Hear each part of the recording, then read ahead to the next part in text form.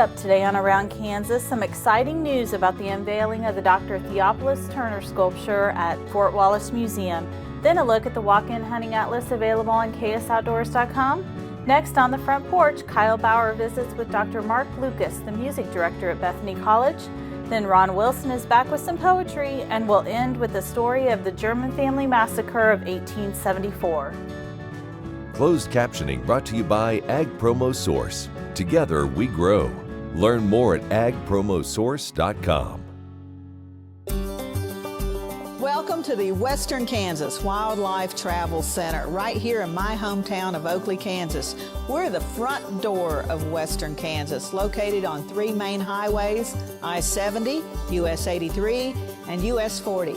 And all those roads lead to history, beautiful scenery, and adventure, no matter which direction you go. We now have an IHOP. That brand that you've trusted up and down the road in all your travels is staffed with local folks, real people, just like you and me, and we're waiting on you to join us. So for fun, adventure, fuel up, fuel your body, and let's have some fun.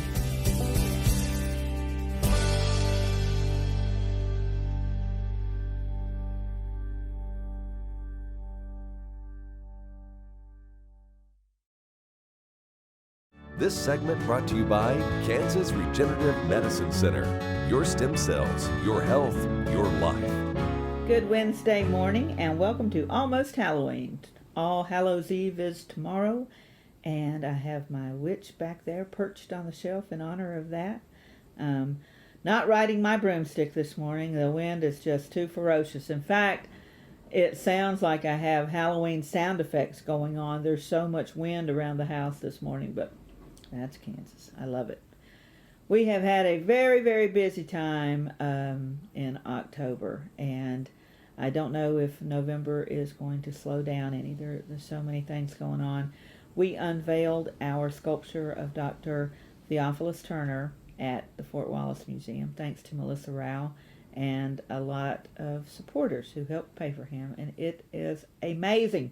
It is just beautiful, and we're so thrilled to have him added to the museum because that brings in the story of the post-surgeons throughout the West as men of healing and men of science. They are the scientists on the ground. So many of the plant and animal and mineral specimens, the fossil specimens they collected, went to those institutions like the Smithsonian and museums in the East, and that's where those huge collections came from, many of those post-surgeons. Sadly, among the other items collected were Native American remains, and of course those have been ordered to be repatriated to the families, to the tribes. That is something that is still ongoing. That's been decades. The process has been decades long and still ongoing, and many times it was those post-surgeons who were responsible for collecting those as well. We have just had so many marvelous things going on. Honestly, my brain is fried from it. It's just much. If you recall, I was down in Dodge City a couple of weeks ago and did my talk, The Paranormal is Not Abnormal, and all we could think of was Abby-normal, from Young Frankenstein. But at this time of year especially, it's not just about spooks and haunts and ghosts and vampires and scary stuff. It's about the spirituality and the connections, which is, of course, what the Day of the Dead is all about. It's that connection to folks who have passed on. This is one thing I learned as a historian early on that has served me well, I believe, that those in the past are equal to us now. I would visit the cemetery with my granny, and she would talk about her family members who had passed on, and I understood their life was as real as mine. And that is a very hard thing to get across. It's a very hard thing to grasp, to understand. So that's what I try to do with history, and that's what we try to do at the museum. And Melissa's work certainly helps us with that. If you can look into the face of this person, or as close as we can get to that face, then you realize that this is a person with struggles and dreams and hopes, just like you and me. Loneliness, challenges, struggles with addiction that these people had on the plains, especially those guys in the Army at the time. Very, very real struggles, and that art often helps bring those to life, makes us able to connect. That's what it's all about, connecting. That's what I'm all about, just connecting. In fact, my daughter, after she read some self-help book or whatever, said, "You're a connector, Mom. You enable fashion trends and plagues to occur." So I try to use my powers for good, and that's what I try to do here, folks. So, got a great show. Stay with us. In 1821, a trade route was opened from Missouri in the United States across prairies and mountains to Mexico. In 2021, we will mark 200 years of epic conflicts and grand adventures, larger-than-life personalities, and sweeping landscapes. Join us on an historic journey. The Santa Fe Trail lives on. Find us on social media or santafetrail.org. Kim Mannering with Hardy Insurance. Today we will talk about umbrella coverage. Did you know that if you're held liable in any type of accident, the judgment can claim your assets? Please give me a call so we can discuss. 316-945-6733.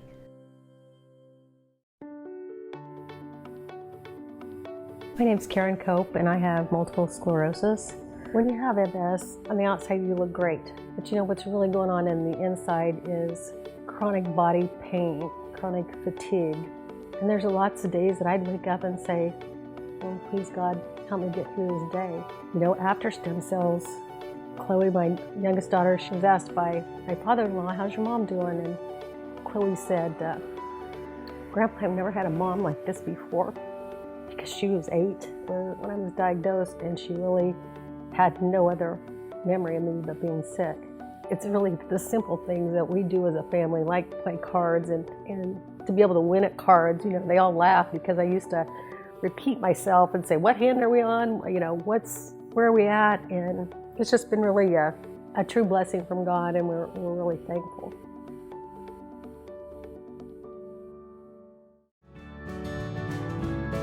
This segment brought to you by the Western Kansas Wildlife Travel Center in Oakley. If November is close at hand, what does that mean? Of course, hunting season is close at hand. And Kansas has prime hunting areas all over the place. So I think it is time to revisit some of those hunting rules and regulations and areas where you can hunt, whether it's pheasant, deer, whatever your quarry may be. The Kansas Department of Wildlife, Parks, and Tourism announced the arrival of Kansas' newest hunting atlas.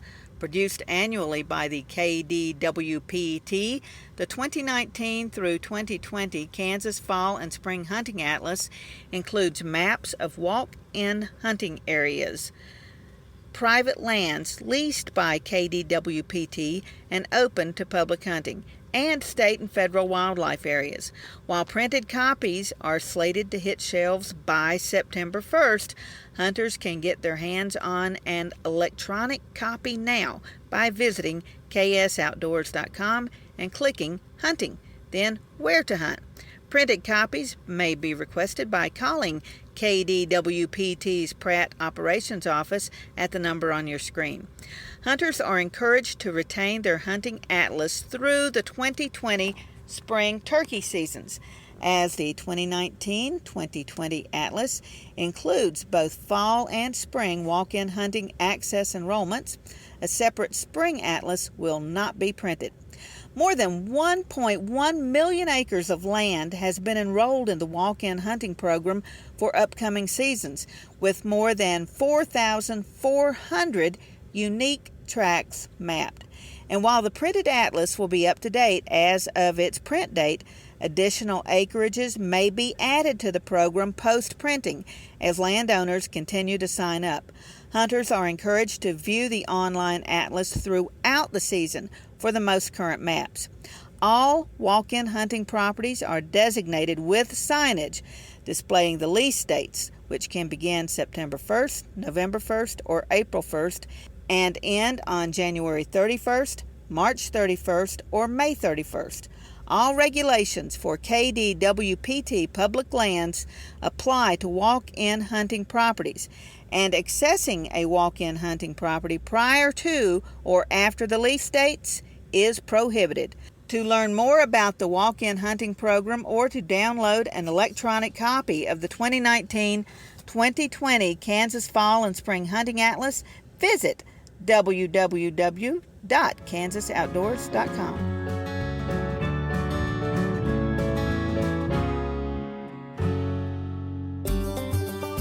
Welcome to the Western Kansas Wildlife Travel Center, right here in my hometown of Oakley, Kansas. We're the front door of Western Kansas, located on 3 main highways, I-70, US 83, and US 40. And all those roads lead to history, beautiful scenery, and adventure, no matter which direction you go. We now have an IHOP. That brand that you've trusted up and down the road in all your travels is staffed with local folks, real people, just like you and me, and we're waiting on you to join us. So for fun, adventure, fuel up, fuel your body, and let's have some fun.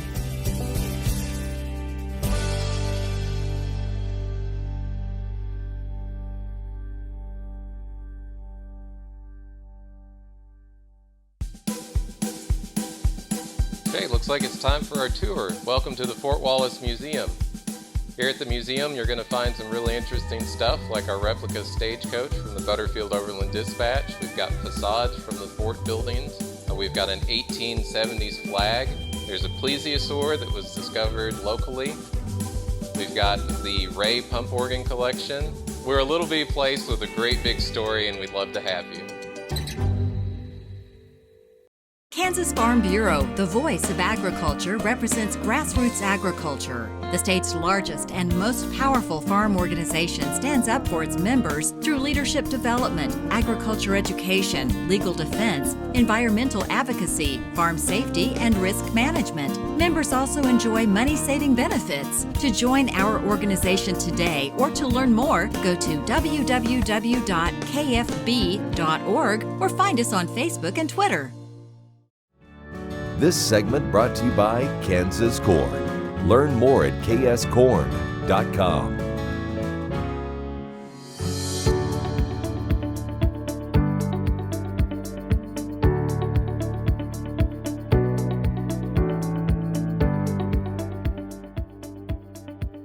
Hi, this is Kyle Bauer, your host today. My guest is Dr. Mark Lucas. He is the music director at Bethany College in Lindsborg, Kansas.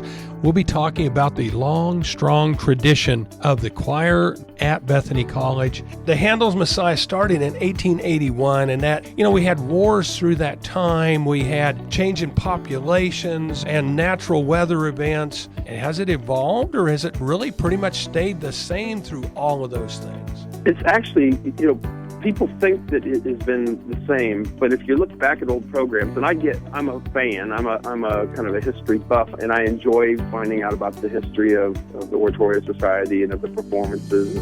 So people bring me programs. I recently got a program from 1905, I think, and they used to do, you'd be surprised, well, let me back up and say, when I went to graduate school, and I told people that we did Handel's Messiah on Easter and Bach's St. Matthew's Passion 2 days before that, they thought I was crazy. Why 2 major choral orchestral works within 2 days? That's insane. And I didn't realize it was any big deal because I just grew up with it. But if you look back at the programs, they used to even do, I think some years they did Mendelssohn's Elijah on the Wednesday.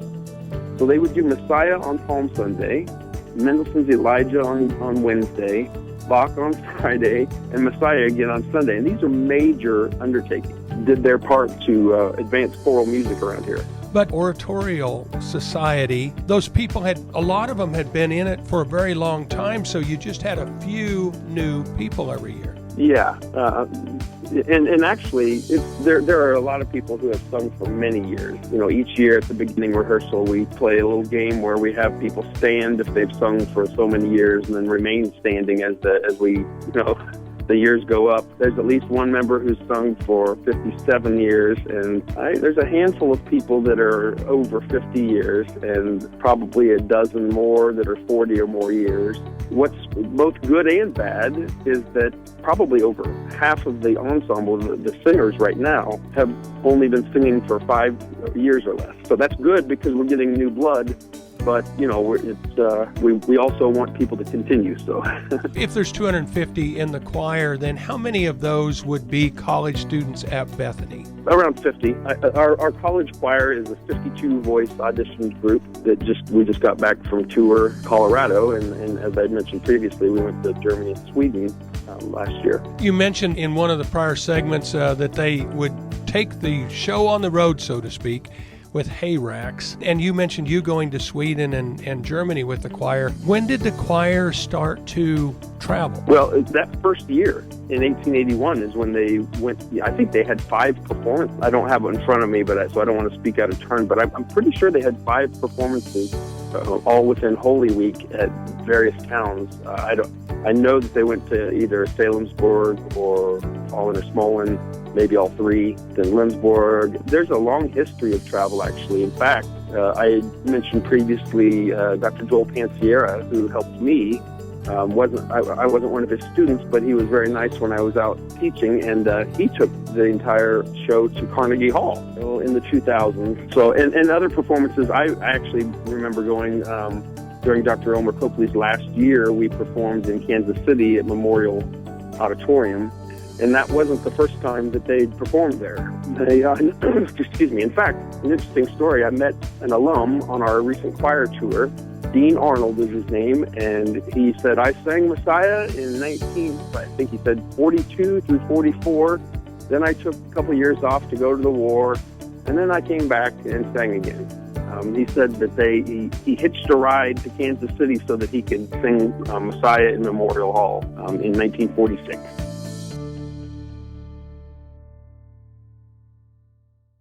Sure Crop Fertilizers was started by my father, Don Sherman, and my mother, Shirley Sherman. Family business that started in the 80s. We predominantly focus on plant nutrients and what we can do to give growers better responses with the fertilizer dollars that they do, and what we can do to make those things work better for the grower. We're based out of Seneca, Kansas. We work with growers in their soil analysis to figure out what they need, and then we can put those in a blend that gives them the best results, and so that we can deliver that direct to their farm so that they have those nutrients where they need them, when they need them, and so that they can apply them in a manner that's very efficient to them and works well on their planting systems and what they're doing. Sure Crop Fertilizers has been around for a long time. We always say we're big enough to take care of everything you need, but we're small enough to do it quickly. You can get a hold of us at 1-800-635-4743. Our website is surecropfertilizers.com, and you can always email me at Corey@surecropfertilizers.com, and with any questions you have, we'll be glad to answer and work with you. The Kansas Wheat Innovation Center in Manhattan is rediscovering ways to get improved varieties and new genetics in the hands of farmers faster. Grower-led and checkoff-funded research initiatives are bringing about positive change. This grassroots leadership provides a strong voice in Topeka and Washington, D.C. Now is the time to partner with Kansas Wheat in moving wheat forward. Kansas Wheat Commission and Kansas Association of Wheat Growers. Farmers investing in their future and yours. Log on to rediscoverwheat.org.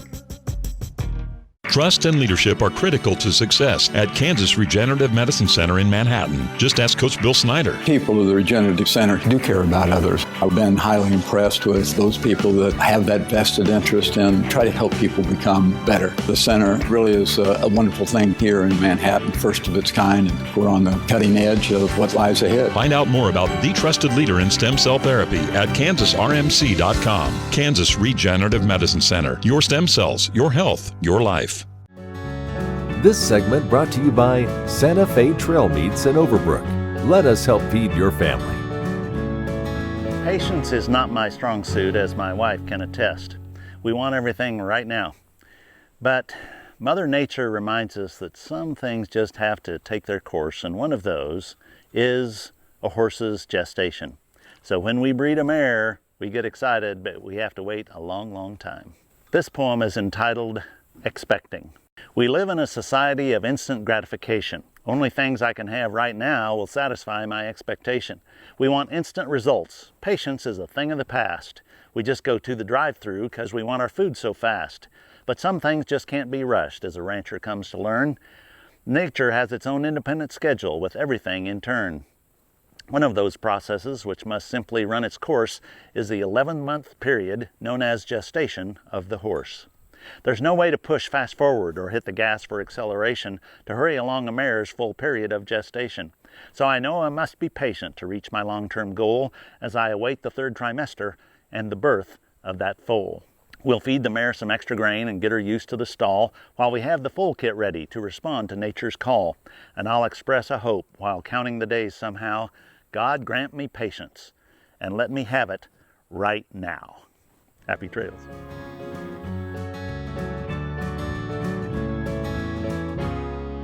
What if sustainability were synonymous with U.S. soy? If energy efficiency, water quality, and soil health help define U.S. soy's value, that future is here, the time is now. To meet end-user demands, the Soybean Checkoff is committing to sustainability that's achievable, worthwhile, and enduring. A message from the Kansas Soybean Commission, the Soybean Checkoff, progress powered by Kansas farmers. Okay, looks like it's time for our tour. Welcome to the Fort Wallace Museum. Here at the museum, you're going to find some really interesting stuff like our replica stagecoach from the Butterfield Overland Dispatch. We've got facades from the fort buildings. We've got an 1870s flag. There's a plesiosaur that was discovered locally. We've got the Ray pump organ collection. We're a little bitty place with a great big story, and we'd love to have you. Kim Mannering with Hardy Insurance. Today we will talk about employee safety and work comp coverage. On your farm, do you ask your friends to come help? Are they considered employees or neighbors helping neighbors? Did you know that you can be held responsible just as if it's a work comp accident? Give me a call, we can discuss. 316-945-6733.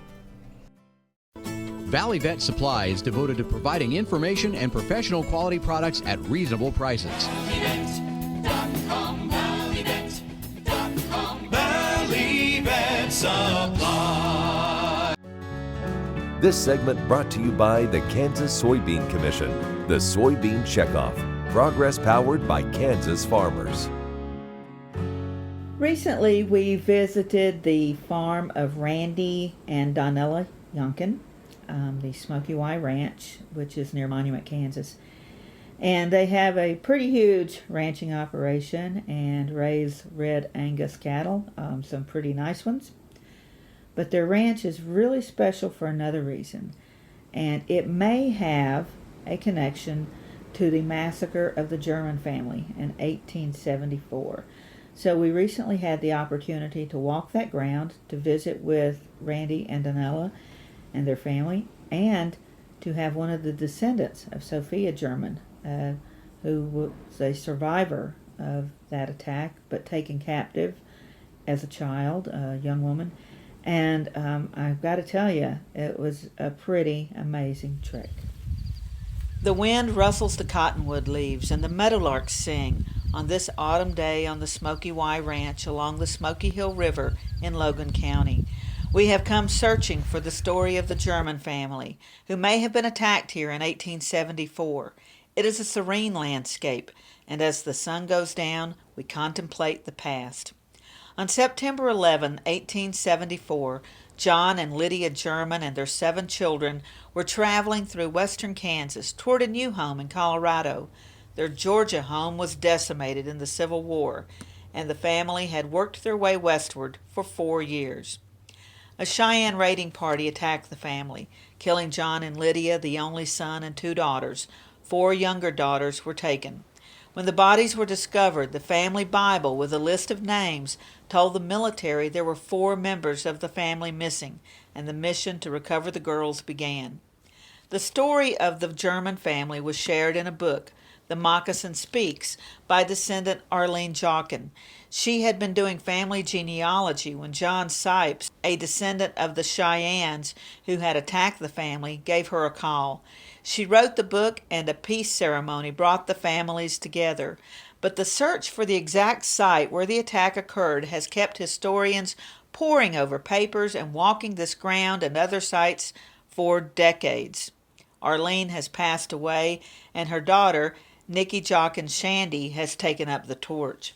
In 1957, a marker was placed at a site farther west, declaring it the massacre site. In 1959, a marker was placed here on the Smoky Y Ranch, declaring it the site. The debate continues. But on this day, Nikki has joined the Yonkins and historians Mike Bond and Dennis Clark to walk the ground where her great-grandmother may have been taken captive decades ago. Nikki learned of her family story when she was a child. She actually took the family moccasin, worn by her great-grandmother in captivity, to show and tell at school. She lives in Kentucky but visits western Kansas regularly to keep the story alive. She had never visited this site, however, and when she did, she felt something. So did the rest of us. This serene spot along the Smoky Hill River is broken by bluffs and hills. We walked the ground and matched it with written accounts. There will be more scientific research using LIDAR and other modern technologies. Until the scientific work is done, all we can do is speculate. We stood on the ground and let our imaginations wander, and we shivered as the winds turned cold. I'm Deb Goodrich. Happy Halloween, everybody. Be safe, watch out for those little ones, and I'll see you somewhere around Kansas. Closed captioning brought to you by Ag Promo Source. Together we grow. Learn more at agpromosource.com.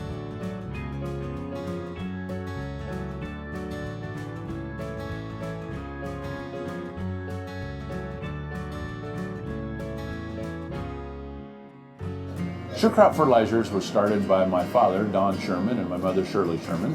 Family business that started in the 80s. We predominantly focus on plant nutrients and what we can do to give growers better responses with the fertilizer dollars that they do, and what we can do to make those things work better for the grower. We're based out of Seneca, Kansas. We work with growers in their soil analysis to figure out what they need, and then we can put those in a blend that gives them the best results, and so that we can deliver that direct to their farm, so that they have those nutrients where they need them, when they need them, and so that they can apply them in a manner that's very efficient to them and works well on their planting systems and what they're doing. Sure Crop Fertilizers has been around for a long time. We always say we're big enough to take care of everything you need, but we're small enough to do it quickly. You can get a hold of us at 1-800-635-4743. Our website is surecropfertilizers.com, and you can always email me at Corey@surecropfertilizers.com, and with any questions you have, we'll be glad to answer it and work with you. Watch Ag AM in Kansas online at agamandkansas.com.